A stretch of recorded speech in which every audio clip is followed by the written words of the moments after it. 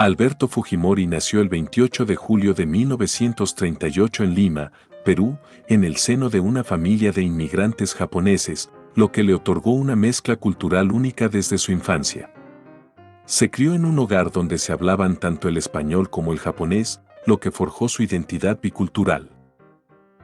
A pesar de que sus padres no tenían vínculos directos con la política, Fujimori desarrolló un interés por la ciencia, lo que lo llevó a estudiar en la Universidad Nacional Agraria La Molina, donde obtuvo un título en ingeniería agrónoma. También realizó estudios en Francia y los Estados Unidos, destacándose en el ámbito académico antes de incursionar en la política. En 1990, decidió participar en las elecciones presidenciales de Perú, a pesar de no tener una carrera política prominente. Sorprendió a todos al derrotar a Mario Vargas Llosa, escritor y candidato de renombre internacional. Muchos creían que Fujimori no tenía ninguna posibilidad, pero el outsider logró conquistar los votos de los sectores más pobres con un estilo directo y pragmático.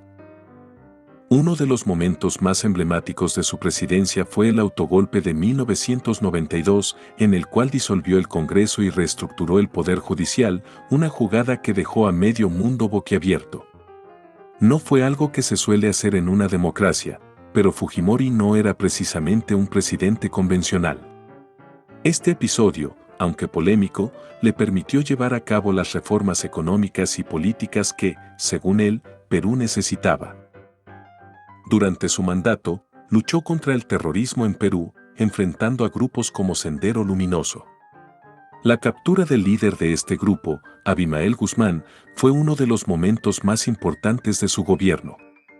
Sin embargo, las tácticas que empleó fueron extremadamente controversiales, con violaciones a los derechos humanos que lo persiguieron durante el resto de su vida política.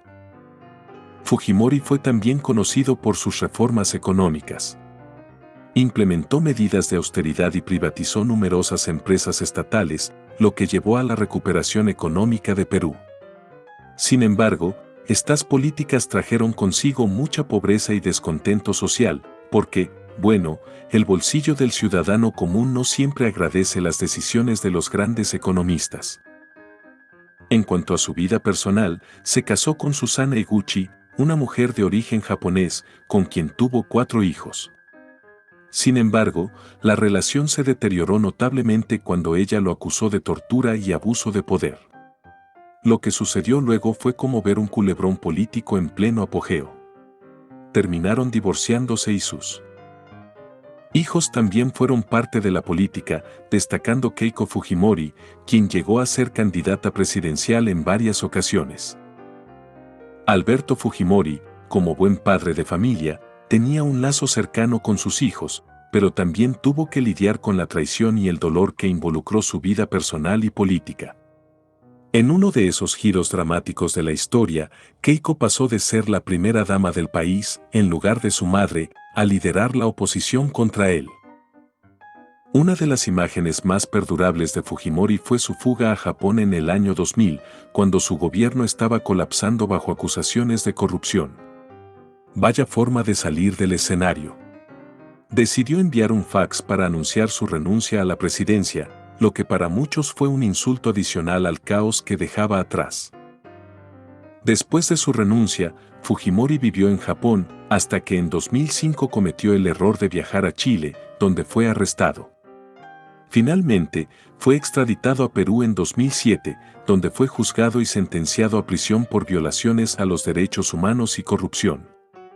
Irónicamente, el hombre que había huido de la justicia fue alcanzado por ella, aunque siguió siendo una figura influyente en la política peruana desde su celda. Fujimori dejó una huella imborrable en la historia de Perú. Para algunos, fue el hombre que salvó al país del colapso económico y del terrorismo. Para otros, fue un dictador disfrazado de demócrata que dejó un legado manchado de corrupción y violaciones a los derechos humanos. Eso sí, nadie puede negar que su historia tiene más giros y vueltas que una novela de suspenso. Finalmente, aunque fue liberado por razones de salud en 2017, sigue siendo una figura divisoria en Perú. A pesar de todo, mantiene una base de seguidores que lo ven como el héroe que el país necesitaba, mientras que otros lo consideran como una de las etapas más oscuras en la historia moderna del país. En 2017, recibió un indulto humanitario del entonces presidente de Perú, Pedro Pablo Kuczynski, debido a su estado de salud. El indulto generó gran controversia en el país, con protestas en su contra por parte de quienes consideraban que Fujimori debía cumplir íntegramente su condena. El indulto fue posteriormente anulado en 2018 por la Corte Suprema del Perú, lo que llevó a Fujimori de nuevo a la cárcel, aunque fue liberado brevemente por motivos de salud. El 11 de septiembre del 2024 se supo que Fujimori estaba enfrentando complicaciones de salud tras su tratamiento de quimioterapia por el cáncer de lengua.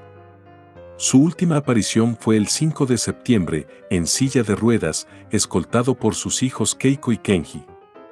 Parecía más una escena de Mira quien cuida al papá que de la política peruana. Mientras corrían rumores sobre su estado, su médico, Alejandro Aguinaga, calmó las aguas diciendo que Fujimori seguía luchando. Restrictieron visitas, quizás para que no lo molestaran con preguntas incómodas como ¿y ahora qué hiciste? Al menos el agradecimiento por la preocupación estaba claro. El 11 de septiembre, Keiko Fujimori anunció oficialmente el fallecimiento de su padre. Después de años de batallas políticas, terminó siendo más famoso por luchar contra el cáncer que contra sus rivales. Una despedida casi de héroe de telenovela.